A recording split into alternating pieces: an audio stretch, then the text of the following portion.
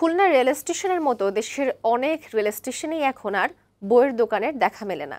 ১৯৮৫ সালে খুলনা রেল স্টেশনে বইয়ের ব্যবসা শুরু করেছিলেন উদ্যোক্তা মোহাম্মদ আবু বক্কর, কিন্তু বই বিক্রি কমে যাওয়ায় দোকানটিতে এখন চা, পান, সিগারেট বিক্রি করেন তিনি।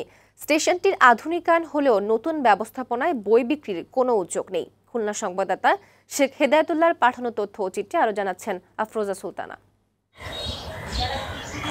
একটা সময় ছিল যখন রেলযাত্রার সময় কাটাতে বইয়ের কোনো বিকল্প ছিল না। রেল স্টেশনে বইয়ের দোকানে অনেক বই পাওয়া যেত, যা বাজারের বইয়ের দোকানে পাওয়া যেত না।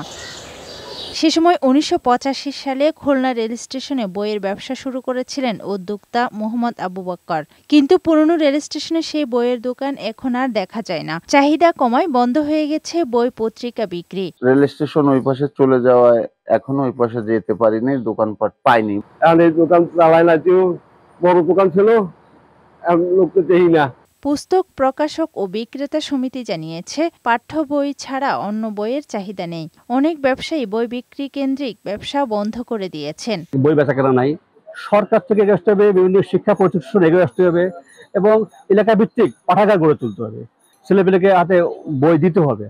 এদিকে রেলওয়ে পশ্চিমাঞ্চল জোনের ব্যবস্থাপক জানালেন, বই বিক্রির জন্য খুলনার নতুন রেল স্টেশনে আলাদা স্থান রাখা হয়নি। স্টেশনে যারা ব্যবসা করার জন্য আবেদন করছে তাদের প্রায় সবাই খাবারের দোকান চায়। বইয়ের দোকান দিবে এই ধরনের প্রস্তাবনা আসলে পাওয়া যায়নি। রুমগুলোর যথেষ্ট স্বল্পতা রয়েছে।